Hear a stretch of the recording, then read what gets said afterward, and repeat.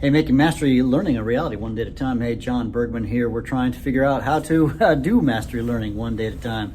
This is the end of week 2 of my school. A couple reflections is I didn't anticipate kind of how slow the students were going to first start moving through the content. I had a kind of a schedule that I'd say you've got to get to X by this Friday, and a lot of students didn't. And so what I'm discovering is that especially early on in this mastery world, the students are still learning how to do mastery, and they're starting to get into the groove, but they're starting to work out a little bit slower than I anticipated. One thing I'm having them doing is they're taking mastery checks, these short little 5-question quizzes at the end of each mission, which is like a lesson. And in those missions, some students aren't being successful in their first attempt. Of course, that's okay with mastery.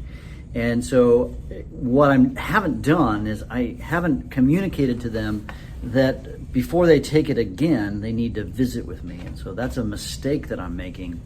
And so I now need to be very sort of super clear. If you don't do so well on your mastery check, again, it's like a self-graded thing in the system, the learning management system, I need to double check that they know to come see me, because they keep making the same mistakes, of course, so that they're not getting the correctives. So, in the mastery learning cycle, the key is that if they have a failure moment, then they need to get a corrective. That means they need to spend some time with me. I need to go over with them what they're doing wrong, and they're just like trying it again, and that's not working out very well. So that's something I would really encourage you to do, is to be more explicit than I have been in terms of explaining that if this happens to you, don't just click again.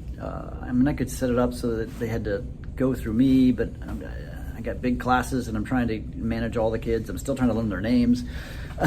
It's just, week 2, and we're getting there.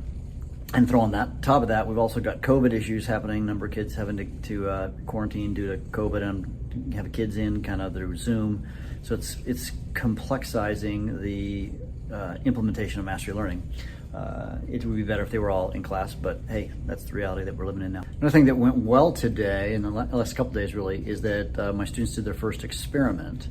And I did spend a fair amount of time explicitly teaching them how to do experiments, particularly my chemistry class, because of the safety issues. There's definitely some safety issues. And so I did some more stand-up explicit teaching about rules. But then once they got started, it was really cool to watch.